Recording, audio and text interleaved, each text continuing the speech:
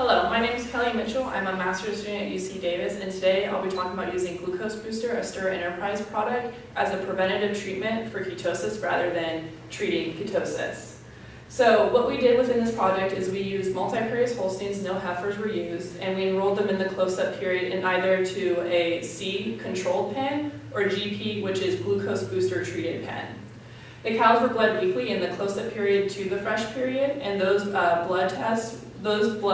samples were tested with a Novamax meter for glucose and BHBA levels. During the fresh period, we had weekly milk tests done that did milk weights and then fat and protein composition. Following the fresh period, cows were followed with monthly milk tests to see how they produced past the treatment. The first results I'm going to talk about are our glucose and BHBA levels. So here you can see the control group is in green and the treated group is in blue. We started at the initial, so this is before either group is on treatment, all the way through till the 3rd week of lactation, about 21 days in milk. And you can see across this time period, GP treated Holsteins had a tendency to have higher glucose. There wasn't such a relationship across the whole time period for BHBA levels though.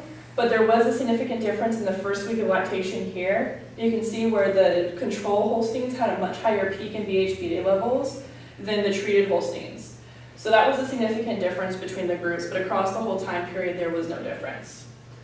Figure 2 includes the ketosis and health events incidence for the first 60 days in milk for the Holsteins. Again, the green shows the control group and the blue shows the treated group. And we have incidence on our y-axis. You can see, as far as ketosis, we use the definition of below 60 milligrams per deciliter of glucose and greater than or equal to 1.0 BHBAs in millimoles per liter. And you can see there was a 17% decrease in ketosis incidence, which goes to this point where we had a much lower level of BHBAs. And then we also have our different health events in the first 60 days. This is overall, which includes your displaced abomasums, your retained placentas, mastitis, ill, sold, deaf, and do not breed cows, which are set to be culled at the end of lactation. So you can see overall there was a 14% decrease in health incidence, again backtracking to the fact that they have lower BHBAs, therefore lower ketosis incidence, and they had a much less stressful transition period. That was actually a significant difference of a p-value of 0.05. Now I will talk about how this affected milk production in the first 120 days of milk. So here you can see we have milk yield, fat yield, and protein yields. All these are in kilograms per day production on the y-axis, and then across the first 120 days of milk. The first 3 spots are the first 3 weekly milk tests done in the fresh period, followed by the monthly milk test after the fresh period.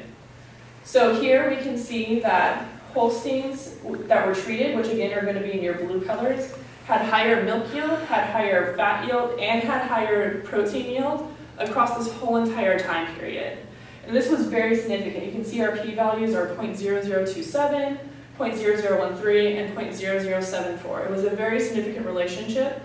And it comes down to, in the first 21 days of milk, the treated Holsteins produced 4.1 kilograms more milk per day, along with 0.22 more fat and 0.12 more protein, all very significant. And past treatment, treated Holsteins still continued to produce 2.5 kilograms more milk per day and 0.08 more kilograms of fat and protein. This also resulted in a much higher yield of fat-corrected milk and energy-corrected milk. Across this whole time period, they were producing over 6 kilograms more of either of those calculations. But again, this all came down to the biggest effect of glucose booster was prevention of that BHBA spike in this herd, which in the end prevented ketosis, prevented health events, and created an opportunity for these Holsteins to produce much more than the control Holsteins. Thank you very much. Okay.